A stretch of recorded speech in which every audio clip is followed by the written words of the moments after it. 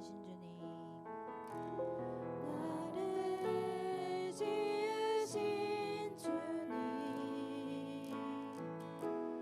내 안에 계셔.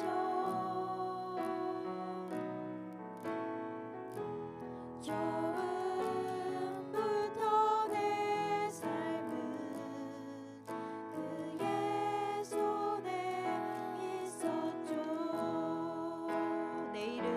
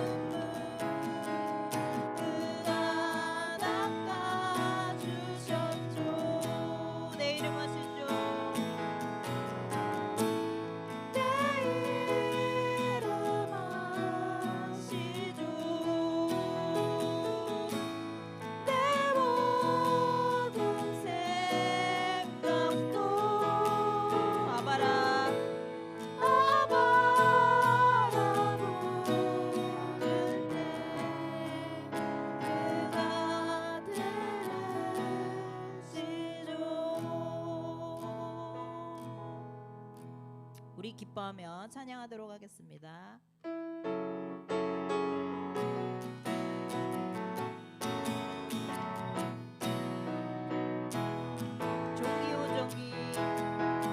존귀요 존귀하신 주 감사 찬양과 경배가 받으신 주님 존귀요 존귀하신 주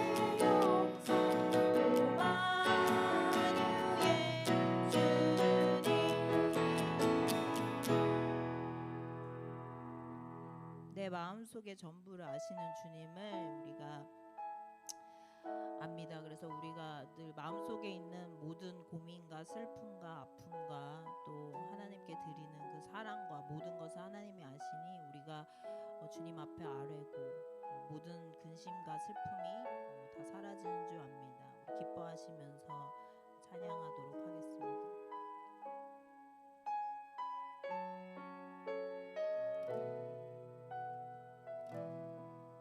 내 마음속 전부를 내 마음속 전부를 다시는 주님 나 당신께 숨길 것 하나 없네 주 보좌 앞에 나가 다 아뢰리 모든 근심과 슬픔 사라지네 내가 어디 있든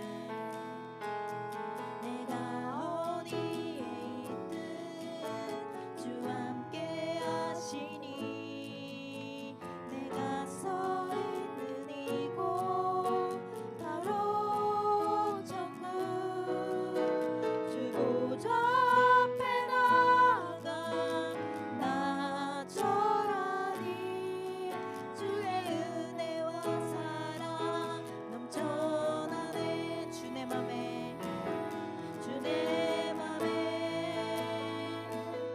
늘 계시고 나 주 안에 늘 거하니 이 놀라운 사랑 그 사랑 앞에 나 나아가 목소리 높여 찬양 드리네 주 내 맘에 늘 계시고 나 주 안에 늘 거하니 이 놀라운 사랑 그 사랑 앞에 나 나아가 목소리 높여 찬양 드리네 내 마음속 전부를 내 마음속 전부를 다시는 주님 나 당신께 숨길 것 하나 없네 주 보좌 앞에 나가 다 아뢰리 모든 근심과 슬픔 사라지네 내가 어디에 있든 내가 어디에 있든 주 함께 하시니 내가 서 있는 이곳 바로 천국 주 보좌 앞에 나가 나 전하니 주의 은혜와 사랑 넘쳐나네 아멘 주 내 맘에 늘 계시고 나 주 안에 늘 거하니 이 놀라운 사랑 그 사랑 앞에 나 나아가 목소리 높여 찬양 드리네 주 내 맘에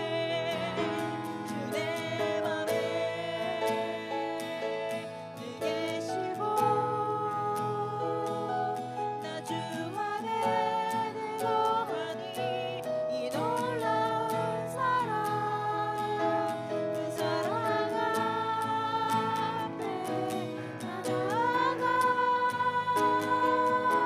목소리 높여 찬양 드리네 마지막으로 찬양하겠습니다 내 마음속 전부를 다시는 주님 나 당신께 숨길 것 하나 없네 주 보좌 앞에 나가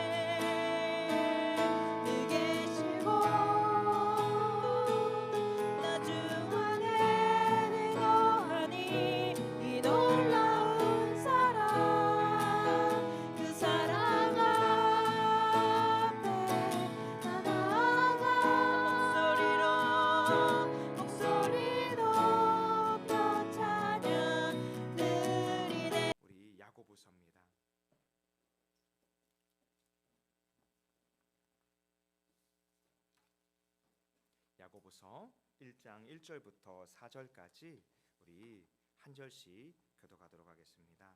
야고보서 1장 1절부터 4절인데요. 제가 가지고 있는 성경으로는 신약 성경 372쪽에 있습니다. 신약 성경 372쪽 야고보서 1장 1절부터 4절입니다.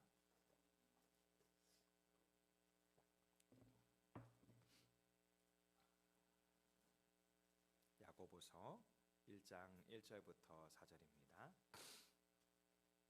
한 절씩 교독하겠습니다. 하나님과 주 예수 그리스도의 종 야고보는 흩어져 있는 12지파에게 문안하노라.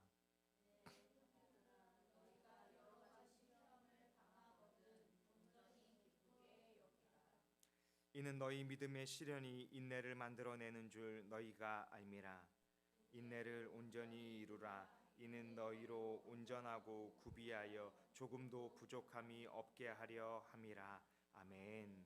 오늘은 믿음의 씨름 하나님의 사람으로 세워가는 길이라는 제목으로 하나님 말씀을 함께 나누길 원합니다. 우리가 이 지난주까지 에베소서의 말씀을 잘 살펴봤습니다. 특별히 에베소서 6장의 말씀 가운데에는 우리에게 이 땅에 살아가는 삶 가운데 영적 싸움이 있을 것이다 라고 우리에게 가르쳐 줬어요. 근데 이 영적 싸움은 우리가 눈에 보이는 이 싸움이 아니라 우리를 흔들어 놓는 내면의 싸움임을 가르쳐 주고 있어요. 어둠의 권세들은 우리가 하나님의 자녀들이기 때문에 할 수만 있다면 우리를 낙심하게 하고 믿음을 흔들어서 하나님께 영광을 돌리는 마음을 잃어버리게 할 것입니다. 그러나 주님은 이 싸움이 승패를 가누는 싸움이 아니라 이미 예수님께서 십자가에서 승리하신 싸움이고 우리에게도 그 승리를 확신시켜 주셨다. 다만 이 땅에서 우리에게 남겨진 싸움, 바로 믿음의 삶을 씨름하는 것, 그것을 가르쳐주고 있는 거예요. 이 싸움은 우리가 수동적인 그리스도인으로 살아가는 것이 아니라 적극적이고 능동적인 그리스도인으로 살아가기를 원하시는 주님의 마음이 담겨져 있어요. 주님이 우리에게 무조건 다 해주시는 것이 아니라 우리가 예수님의 사람으로서 하나님의 자녀로서 예수 안에서 성령의 충만한 삶을 살아가기를 힘쓰기 원하시는 거예요. 그래서 우리가 분주했지만 금요일에 시간을 내서 늦은 밤에 기도하고 또 주님을 찬양하면서 주님 우리에게 은혜를 주옵소서, 새 힘을 주옵소서라고 간구하는 것이죠. 여러분, 그런데 그렇게 기도하고 나면 문제가 다 해결될까요? 기도하고 나면 어려움이 더 사라질까요? 오히려 우리가 주님을 가까이 하면 가까이 할수록 할 수만 있다면 여러분의 마음과 환경을 더 흔들어 놓으려고 할 것입니다. 그래서 우리는 성경에 가르쳐 주신 것처럼 깨어 있어야 하고 또 주님의 믿음 안에 서 있어야 할 줄로 믿습니다. 에베소서는 이 공중의 권세 잡은 자다 2장 2절에 표현하고 있고요. 또 이 어둠의 대상을 데살로니가전서 2장 18절에 보면 사탄이 우리를 막았다라고도 말하고, 또 고린도전서를 보면 사탄이 너희를 시험하지 못하게 하려 깨어 있어라라고도 말하고, 또 고린도후서에는 사탄도 너의 광명의 천사와 같이 가장해서 너를 올무에 빠뜨리려고 시험하고 있다라고 말하고 있어요. 그리고 우리가 지난주에 살펴본 에베소서의 6장의 마지막 말씀은 이 영적인 불화살을 우리 가운데 쏠 것이다 라고 말하고 있죠. 다투게 만들고 분쟁하게 만들고 나누게 만들고 미워하고 낙심하고 또 기뻐하지 못하게 만드는 마음들을 우리 안에 계속해서 심어주는 거죠. 그러면 우리 안에 있던 연약한 마음들이 그 불화살을 맞아서 그 불이 막 불길같이 번지게 하는 것을 우리 가운데 보여주고 있는 거예요. 그런데 이 싸움 가운데에서 주님은 우리가 하나님의 전신갑주를 입기를 원하신다고 말했고, 그 전신갑주를 입어야만 영적 싸움에서 승리할 수 있다라고 우리에게 권면해 준 거예요. 그리고 그 전신갑주를 입기 전에 우리에게 두 가지를 권면해 주셨잖아요. 첫 번째는 예수 안에 있어야 된다.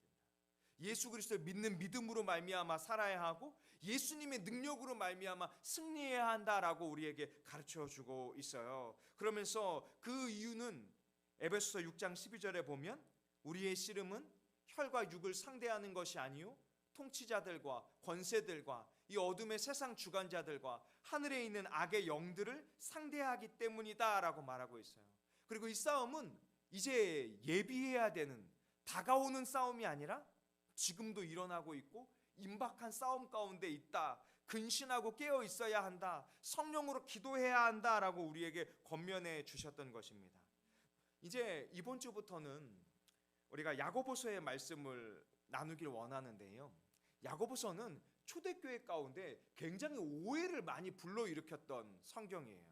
그래서 이 야고보서는 정경에 대한 이것이 정말 성경 66권에 들어갈 수 있는 정경인가, 여기에 대한 시비도 끊임없이 일어났고요. 우리가 잘 알고 있는 종교개혁 시대에 마틴 루터에 의해서 이 복음을 뭐라고 말했냐면 이 지푸라기 서신이다 라고 말했어요. 그러니까 지푸라기처럼 가볍다, 이게 정말 쓸모 있는 것인가, 이렇게 여길 만큼 야고보서가 이 천대당했던 이유들이 있어요. 그 이유는 바로 무엇이냐 하면 야고보서가 오히려 믿음에 관해서 말하기보다는 행위에 관해서 말하는 것 같다. 하나님의 복음, 예수 그리스도를 믿는 그 이신칭의에 대해서 설명하지 않고 오히려 왜 행위에 대해서 말하는가, 이게 정말 하나님의 말씀이 맞는가, 여기에 대한 의구심을 믿음의 사람들과 초대교회에서 가지고 있었던 거예요. 그래서 이것이 오히려 성경과 하나님의 복음과 부딪히는 것이 아닌가, 이런 생각들을 행했던 것입니다. 그런데 그것에는 몇 가지 이 성경을 읽는 이 독자가 오류를 범했던 것이 있어요. 바로 무엇이냐면 야고보서를 살펴볼 때 이 수신자와 그 서신을 받는 사람들의 상황에서 이해를 해야 되는 거예요. 지금 이 야고보서를 받는 이 믿음의 사람들, 특별히 1장 1절에 보면 흩어져 있는 12지파 이렇게 표현하고 있죠. 그런데 그들에게는 더 이상 이 구약시대의 12지파로 살아가고 있지 않죠. 그럼에도 불구하고 뭔가 의미를 보여주기 위해서 흩어져 있는 12지파로 지칭되는 믿음의 사람들을 향해서 보여주고 있는 거죠. 서신을 보내고 있는 거죠. 근데 왜 흩어져 있을까요? 지금 박해 가운데 흩어져 있는 거예요. 믿음을 가지고 있었는데, 방금 복음을 받았는데 흩어져야만 되는 상황을 맞이했던 거예요. 고난을 겪어야 하고 환난을 겪어야 하는 상황을 바라보고 있는 거예요. 그러니까 야고보는 뭘 강조해야 할까요? 너희가 믿는다면 그 환난 가운데에서 끝까지 믿음의 삶을 살아내야 된다. 끝까지 믿음의 행위를 포기해서는 아니 된다. 믿음의 고백, 믿음의 인내, 믿음의 연단을 행해야 한다. 이 얘기를 야고보서는 하고 싶었던 거예요. 그래서 바울은 사람이 어떻게 하나님을 믿어 의롭게 될 수 있는가를 가르쳐 줬다면, 야고보는 예수 그리스도를 믿어 의롭게 된 사람은 어떻게 살아야 하는가를 전해주고 싶었던 것입니다. 그래서 이 말씀을 살펴볼 때 오히려 하나님의 사람인 우리가 이 말씀 가운데, 이 말씀을 통하여서 어떻게 하나님의 살아가기를 원하시는가, 구원받은 백성인 우리가, 예수 그리스도를 믿은 의롭다 칭함을 받은 우리가 어떻게 살아갈 것인가, 그것을 이 말씀 가운데 씨름할 수 있기를 원합니다. 특별히 한국교회는 이 야고보서의 말씀 가운데 지금 직면해야 되는 시기에 와 있는 것 같아요. 여러분, 값싼 복음, 우리가 예수님을 믿어서 구원받고 믿었으니까 의롭게 되었어, 이제 됐어, 여기서 멈춰져 있는 때가 많이 있는 것 같아요. 그런데 복음, 하나님의 말씀, 구원은 여기서 멈춰진 것이 아닙니다. 오히려 그 복음은 반쪽짜리 복음에 불과한 거예요. 예수 그리스도를 믿어서 의롭게 되었다, 예수 그리스도를 믿어서 하나님의 자녀가 되었다, 예수 그리스도를 믿어서 그리스도의 제자가 되었다, 그러면 주님은 이제 그게 시작이다. 예수 그리스도를 믿는 삶을 이제 구원받은 백성답게 살아내야 한다. 이것을 살면 구원, 이렇게 행동하면 구원이 아니라, 구원은 받았으나 이제 구원받은 백성으로서 이 땅에서 나그네의 삶을, 믿음의 삶을, 하늘 소망을 바라보고 살아가는 삶을 씨름해야 한다라고 우리에게 권면하고 있는 거예요. 그런데 이 성경 본문에는 특별히 이 저자가 누구인가 하는 시비도 불거지기 시작했어요. 왜냐하면 초대교회에 보면 야고보가 굉장히 많이 나오거든요. 이 야고보는 지금의 이 이름이 똑같은, 이 비슷한 사람의 이름을 굉장히 많이 사용하는 것과 같았어요. 그래서 우리가 잘 알고 있는 예루살렘 교회의 감독인 예수님의 형제인 야고보도 있고요, 또 예수님의 12 제자 중에 하나인 알페오의 아들인 야고보도 있고요, 또 헤로드 왕 아그리빠에 의해 순교한 세베대의 아들 야고보도 있어요. 근데 이 사람 중에서 이 야고보서와 관련된 사람은 세베대의 아들 야고보와 예수님의 형제 야고보예요. 근데 이 세베대의 아들 야고보는 AD 44년경에 순교했기 때문에 이 야고보서의 저자를 신학자들은 예수님의 형제 야고보일 것이다 라고 확신하고 있는 거예요. 1절을 이런 관점에서 같이 한번 읽어볼까요? 1장 1절인데요. 시작.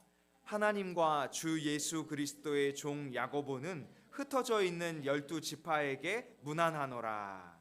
하나님과 주 예수 그리스도의 종 야고보다 이렇게 말했어요. 여러분 지금 아까 저자가 누구라고요? 예수님의 형제 야고보죠. 그렇다면 인간적인 마음으로는 나는 예수님의 형제 야고보야 이렇게 말했다면 권위가 조금 더 살아갈 수 있겠죠. 그런데 이 야고보는 자신이 예수님의 형제라는 의식을 버리기를 원했어요. 왜요?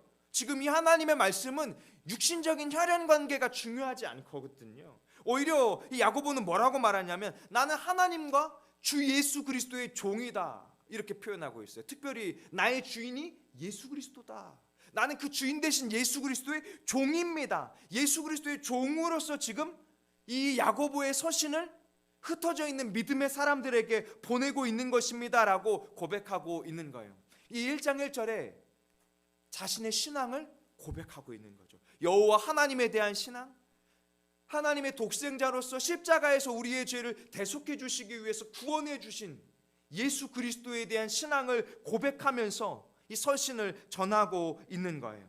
그런데 우리가 살펴본 것처럼 이 흩어져 있는 12지파가 가리키는 것, 첫 번째로는 유대 디아스포라들, 이 박해로 인해서 흩어져야만 했던 믿음의 사람들에게 이 복음을 전하고 있는 것입니다. 두 번째로는 이 영적인 그리스도인들, 참 이스라엘, 흩어져 있는 12지파가 지칭하고 있는, 아픔을 겪고 있고 고난 가운데 있고 환난 가운데 있는데 믿음을 붙들고 이제 믿음의 삶을 씨름하고자 하는 12지파로 상징된 이스라엘 그리스도인들을 향해서 전하고 있는 거예요. 그런데 이 1장의 말씀 가운데 살펴보면 여러 가지 단어들이 우리를 힘들게 하고 있죠. 시련, 시험, 인내, 이런 이야기들을 우리 가운데 하고 있어요. 왜요? 그들이 박해 가운데에서 그 시련을 견뎌내야만 하거든요. 또 그 시험 가운데에서 이겨내야만 하거든요. 또 특별히 어려움 가운데에서 인내해야만 하기 때문에 그런 고백을 하고 있는 거예요.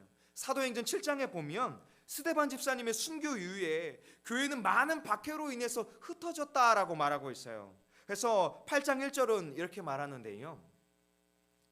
사울은 그가 죽임당함을 마땅히 여기더라. 그날에 예루살렘에 있는 교회에 큰 박해가 있어 사도 외에는 다 유대와 사마리아와 모든 땅끝으로 흩어졌노라.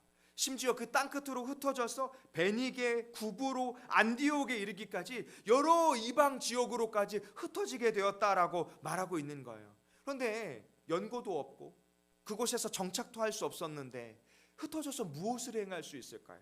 자신의 터전이 없는데 어떻게 새롭게 시작할 수 있을까요? 또 특별히 이 박해는 로마로만이 아니라 유대인들을 통해서도 박해가 일어나기 시작했어요.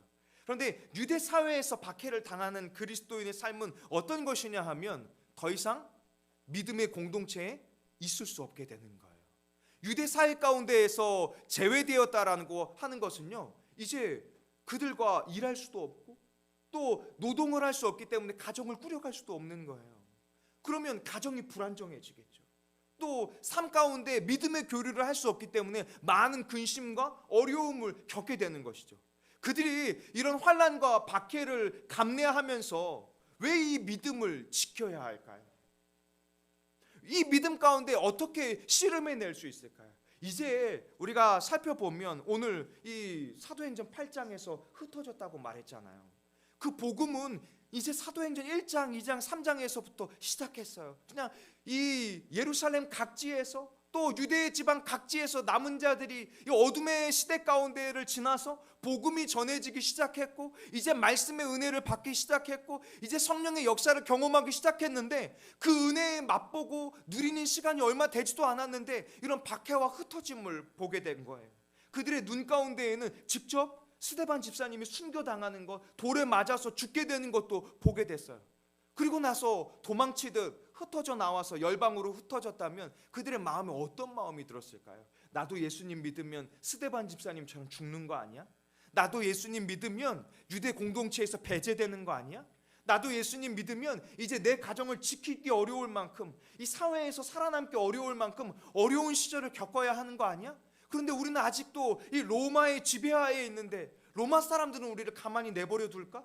이런 좌우의 우겨쌈을 당하는 상황 가운데 처해져 있는 거예요. 그래서 야고보는 특별히 그 흩어져 있는 믿음의 사람들을 향해서 권면하기를 이렇게 말했던 거예요. 2절에 보면, 형제들아, 너희가 여러 가지 시험을 당하거든 온전히 기쁘게 여기라. 성경 원문은 이런 의미가 담겨져 있어요. 직역하면 너희가 여러 가지 시험에 빠지거든 모든 기쁨으로 여기라. 믿음의 사람들이 여러 가지 시험에 빠질 수 있다는 거예요. 그런데 이 시험은 이 1장 후반부에 나오는 시험과 조금 다른 시험이에요. 1장 후반부에 나오는 시험은 이 어둠의 권세들이 우리를 올무해 주려고 하는 그런 미혹과 같은 유혹을 의미하기 시작하는데요. 여기 2절은 조금 달라요. 뭐냐 하면 3절에 보면 믿음의 시련으로 이것을 표현하고 있어요. 그러니까 형제들아, 너희가 여러 가지 시험을 당할 것인데, 시험에 빠지게 될 것인데, 이 시험은 너희를 무너뜨리게 하는 시험이 아니야. 이 시험은 너희를 일으키고자 하는 것이고, 너희를 회복시키고자 하는 것이고, 너희가 영적으로 다시금 깨어있게 하는 시험이야. 그래서 이 시험에 빠지거든 온전히 기쁘게 받아내라는 거예요. 온전히 기쁘게 여기라라고 우리 가운데 고백하고 있습니다. 어떻게 시험에 빠졌는데 기쁘게 받아들일 수 있을까요? 저도 이 말씀 앞에 섰을 때 받아들이기가 너무 어려울 것 같아요. 내가 이렇게 마음이 상하는데, 내 영이 이렇게 힘든데, 내 육신이 이렇게 낭망하는데 어떻게 그 안에서 기쁘게 걸어갈 수 있을까? 어떻게 이 힘든 시절을 걸어가면서 나아갈 수 있을까? 어떻게 우리가 밤늦게까지 기도하고 또 그 다음날 새벽에 일어나서 나아가면서 주님 그래도 감사합니다 이렇게 나아갈 수 있을까? 우리가 사실 이렇게 받아들인다는 게 정말 쉽지 않아요. 눈에 보이는 현실 가운데에는 어떤 마음이 들까요? 그냥 차라리 좀 쉬고 싶고, 그냥 차라리 그냥 마음을 놔버리고 싶고, 그냥 될 대로 되라, 그냥 어떻게 주님이 하시겠지, 이런 마음을 갖기가 더 쉽잖아요. 그런데 오히려 주님이 우리가 시험에 빠지게 하거든, 주님이 이 시험을 허용해 주셨거든, 주님은 우리 가운데 기쁘게 여길 수 있는 방안으로 하나님 나라를 바라보라는 거예요. 여러분, 스데반 집사님이 사도행전 7장에서 순교하실 때, 돌에 맞을 때 고백했던 그 말씀을 기억하세요? 주 예수여, 저들의 죄를 용서해 주옵소서. 자신이 복음을 전하고 죄를 짓지 않았음에도 불구하고 박해하고 있는 저들을 향하여 주 예수여, 저들의 죄를 용서하여 주옵소서. 여러분, 이 스데반 집사님은 예수님처럼 그 순교하는 가운데에서 그들을 긍휼히 여겨달라, 저들을 구원해달라, 용서해달라고 했는데, 그 스데반 집사님의 죽음은 비참하게 끝난 것이 아닙니다. 하나님의 시선에서는 스데반 집사님의 순교의 피가 이제 열방을 향해서 복음의 길로 확장되게 나아갈 것입니다. 그래서 스데반 집사님은 인간적인 눈으로는 무명하게 순교하셨지만 하나님의 눈으로는 영광의 면류관을, 의의 면류관을 받으신 줄로 믿습니다. 그리고 그 스데반 집사님의 그 죽음을 통하여서, 오히려 그 연단함을 통하여서 하나님은 영광을 받으셨을 거예요. 바로 이처럼 스데반 집사님이 할 수 있었던 이유가 무엇일까요? 스데반 집사님이 그 순교하는 그 과정 가운데 예수 그리스도가 보였어요. 하나님의 보좌 우편에 계신 예수 그리스도가 스데반 집사님의 영안이 열려서 보였어요. 그래서 주 예수여 나를 받으시옵소서라고 마지막 순간까지 할 수 있었던 거예요. 이번 주에 한 집사님이 저에게 물어보셨어요. 목사님, 이렇게 교회를 세우는 것이 되게 무모하실 것 같고 되게 어리석어 보일 것 같고, 때로는 이것이 정말 하나님의 뜻에 부합하는가, 이 교회를 세움으로 인해서 어려움을 줄 수도 있고 갈등을 줄 수도 있지 않습니까? 라고 물어봤어요. 그런데 그때 고백했던 것이 한 가지 있었어요. 이 교회를 우리 믿음의 식구들이 같이 세웠던 것은 이것을 통해서, 이 교회를 통해서 잃어버린 한 사람을 구원하기 위해서, 잃어버린 한 사람을 그리스도의 제자로 세워가는 하나님의 사명, 예수님께서 하나님 보좌 우편에 나아가시면서 우리에게 주셨던 이 땅끝까지 그 한 영혼을 바라보며 복음을 전하라는 그 사명 때문에 세운 거예요. 그래서 이 교회를 세울 때 우리가 하나님이 어떻게 하기를 원하시는지, 하나님의 뜻이 무엇인지, 하나님의 마음이 무엇인지를 씨름하고 세웠기 때문에 어쩌면 사람의 눈에는 무모하고 사람의 눈에는 어리석어 보일 수 있지만, 우리가 사람에게 인정받기 위함이 아니라 하나님이 기뻐하는 것이 무엇인가를 바라보기 위해서 교회를 세웠던 것 같아요. 그런데 참 쉽지 않아요. 이런 고백을 했어요. 여러분, 이처럼 믿음의 삶을 살아가는 것은 박해와 고난과 어려움이 분명히 있어요. 나그네의 이 땅의 삶은 그렇게 쉽지 않은 것입니다. 그런데 그곳에서는요, 3절에 이렇게 말씀하고 있어요. 이는 너희 믿음의 시련이 인내를 만들어내는 줄 너희가 알미라. 우리의 믿음의 시름, 믿음의 시련은 우리가 하나님의 사람으로서, 예수 그리스도의 사람으로서 살아감에 있어서 인내를 만들어낼 것입니다.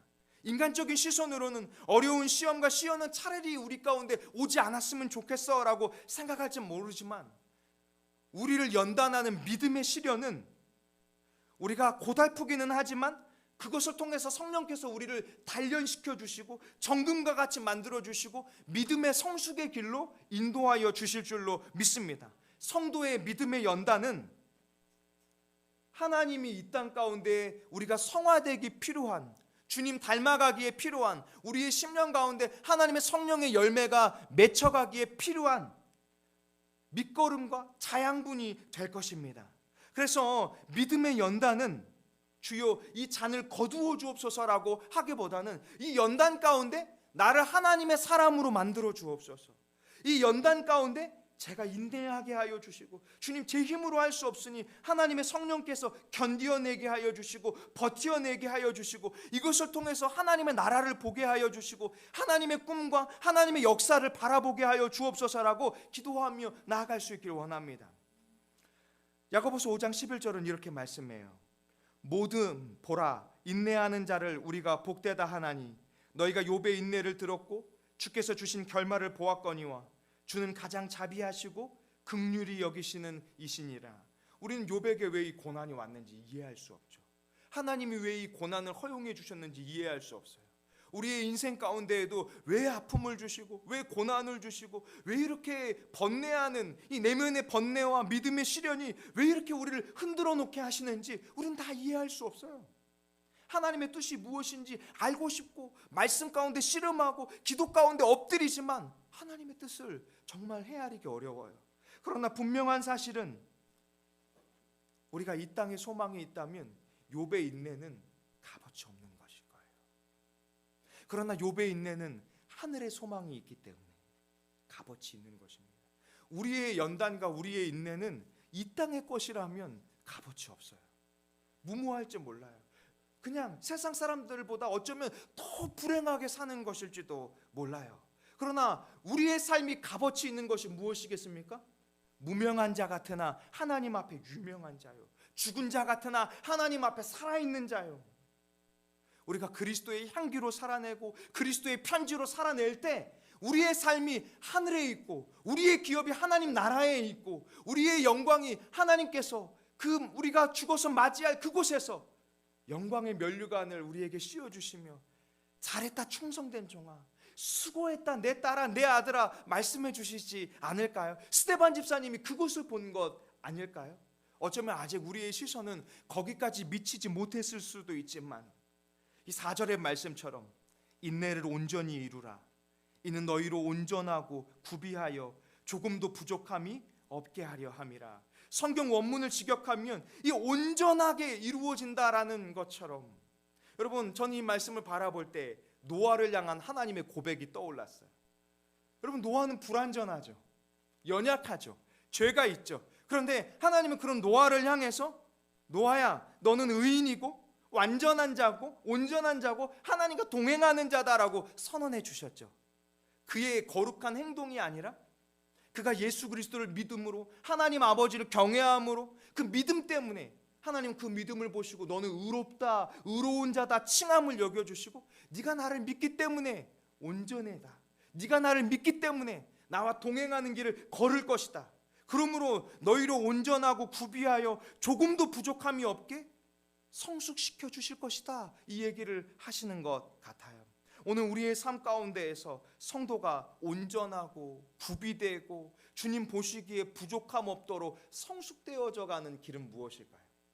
우리의 인생에 아무 문제가 없는 것, 안전된 삶을 살아가는 것, 우리의 모든 필요가 다 채워져 있는 것.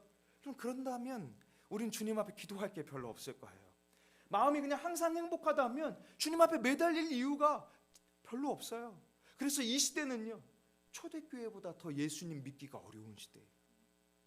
초대교회는 자칫하면 사회에서 매장당하기 때문에, 자칫하면 로마에서 순교를 당해야 하기 때문에 예수 그리스도를 믿는 것이 너무나 값진 것이었고, 예수 그리스도를 믿는 삶을 살아내는 것이 너무나 값진 일이었어요.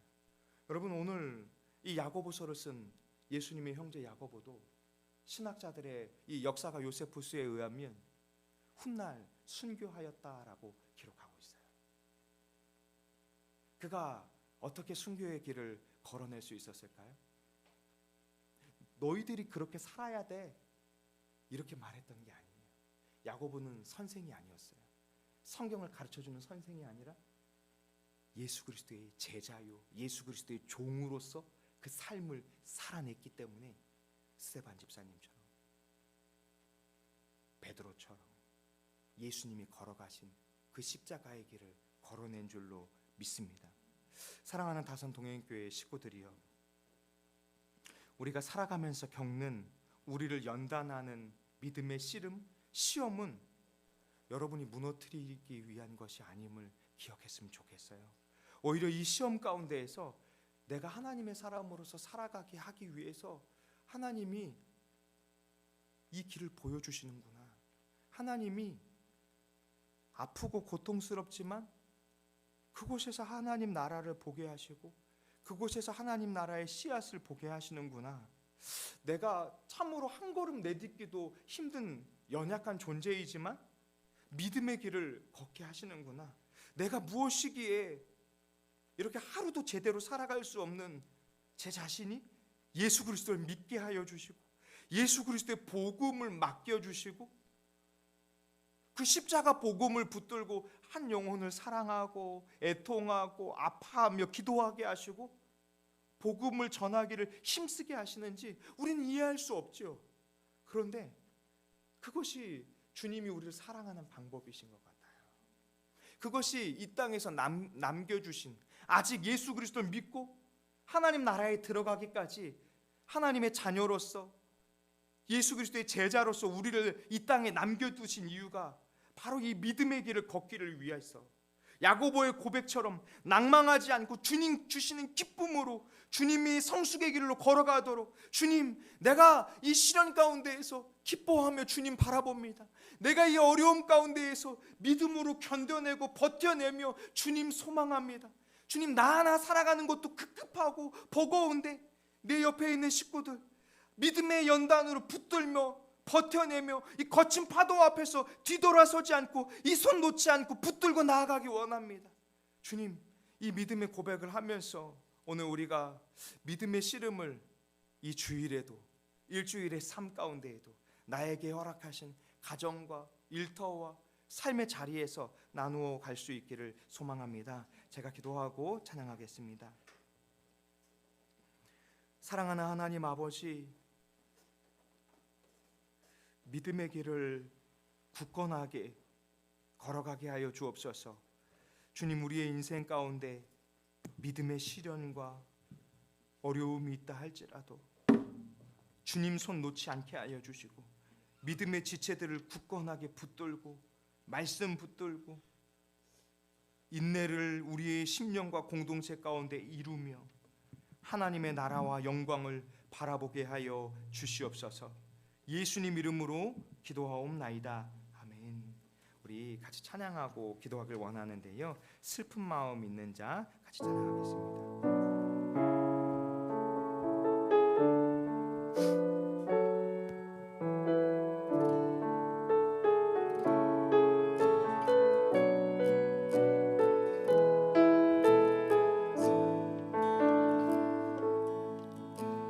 슬픈 마음이 있는 자, 몸과 영혼 병든 자, 누구든지 부르시오. 예수 이름 부르시오. 그 이름을 믿는 자, 그 이름을 부르는 자, 그가 어떤 사람이든 그는 구원 얻으리. 은과 금 내게 없으나 나 가진 건 너에게 주리. 능력의 이름 예수라. 그 이름을 붙드시오. 그 이름을 믿는 자, 그 이름을 외치는 자, 그가 어떤 사람이든 그는 주의 영광 보리라.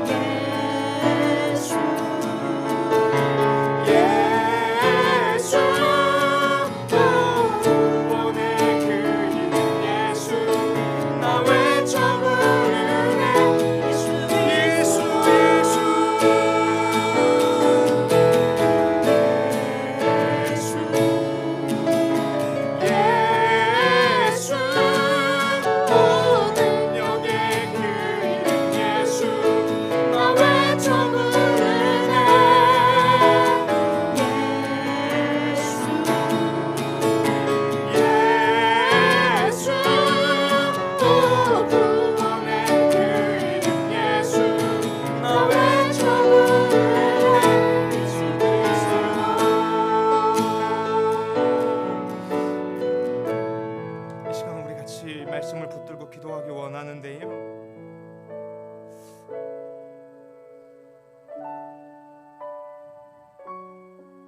우리가 그리스도인으로서 이 땅에 살아가면서 머리 대신 예수 그리스도 안에서 믿음의 공동체로 교회로 살아가면서 우리가 해줄 수 있는 것이 예수 그리스도밖에, 우리가 전해줄 수 있고 우리가 함께 나눌 수 있는 것이 예수 그리스도의 사랑밖에 없음을 고백할 수밖에 없는 것 같아요. 세상 것은 갖지 못했지만, 세상에서 유명한 자는 아니지만 우리의 주인 되시고 우리의 구주 되시고 우리의 목자 되시고 우리의 친구 되신 예수 그리스도를 함께 나누고, 예수 그리스도 안에서 사랑을 나누고, 예수 그리스도 안에서 진리의 말씀 복음을 나누고, 예수 그리스도 안에서 서로의 연약함을 붙들어주고 기도하며 서로를 위해서 간절히 말씀으로 버텨내며 살아가게 하여 주시옵소서. 주님, 우리가 정말 이 믿음의 씨름을 멈추지 않게 하여 주시고 하나님의 사람으로서 나 혼자 걸어가는 것이 아니라 예수 그리스도의 이름으로 성령의 역사를 의지하며 함께 걸어갈 수 있도록 주여 우리 다산 동행교회 모든 식구들을 붙들어 주시옵소서. 특별히 육신의 연약함 가운데 또 내면의 깊은 아픔 가운데 또 그 삶의 현장에서 너무나 하루하루 버텨내고 살아가는 것이 버거운 일터에서 힘들어하고 씨름할 때 아버지 하나님, 그 모든 삶의 자리에서 예수 그리스도가 회복이 되게 하여 주시고 예수 그리스도로 말미암아 일으켜 주시고 예수 그리스도로 말미암아 믿음의 시련을 견뎌내게 하여 주시옵소서라고 이 시간 우리 말씀을 가지고 주여 한번 부르짖고 통성으로 기도합니다. 주여, 하나님 아버지, 이 시간 주님 앞에 예배할 수 있도록 인도하여 주시고 감사합니다. 주님 전능하다 아버지, 믿음의 시련 앞에서 구할 수밖에 없고 난망할 수밖에 없고 절망할 수밖에 없는 지극히 작은 자임을 고백합니다. 하나님 아버지, 주여 작은 일 가운데 주어진 이 수업은 믿음의 시련을 주여 견뎌내게 하여 주시옵소서. 버텨내게 하여 주시옵소서. 씨름하게 하여 주시옵소서. 가정에서, 일터에서, 아버지 우리의 삶의 자리에서, 내면의 깊은 곳에서 아버지 하나님, 우리가 이 믿음의 시련 가운데 단식할 때 우리를 붙잡아 주옵소서. 우리 가운데 역사하여 주시고 하나님의 성령께서 함께하여 주시고 주여 우리를 붙잡아 주옵소서. 하나님, 우리 다산 동행교회 선정자, 소연자, 아버지 하나님, 정예자, 아버지 영자, 아버지 하나님, 아버지 하나님, 주의 주옵소서. 아버지 하나님,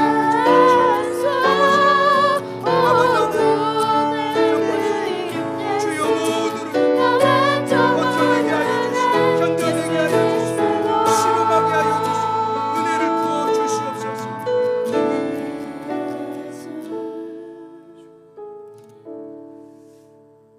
사랑하는 하나님 아버지,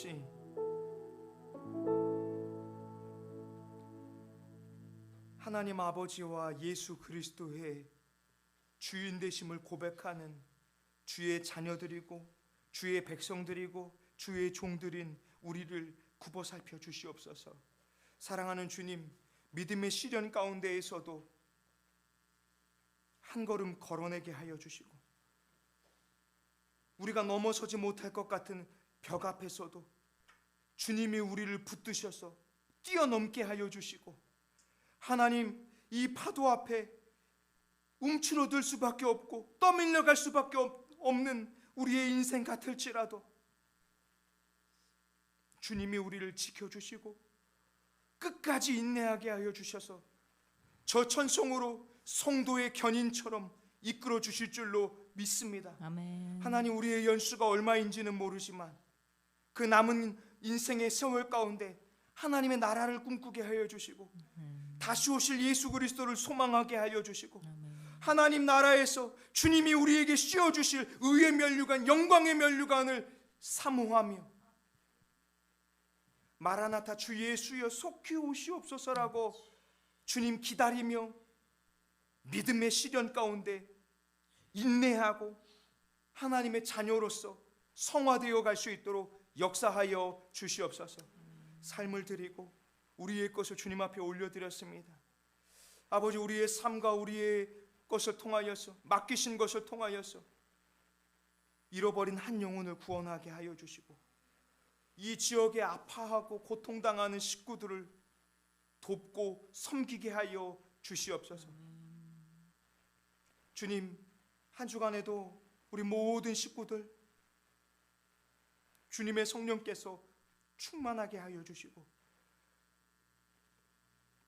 예수 그리스도로 말미암은 기쁨, 믿음으로 말미암은 기쁨, 주님이 주신 기쁨과 평안을 어둠의 권세들의 올무와 시험에 또 우리의 연약함에 빼앗기지 않도록 강건함으로 서게 역사하여 주시옵소서. 아멘. 이제는 우리 주 예수 그리스도의 은혜와 하나님 아버지의 사랑하심과 성령 하나님의 교통하심과 역사하심이 우리 모든 믿음의 식구들 위해 지금부터 영원토록 함께 하시기를 간절히 축원하옵나이다. 아멘.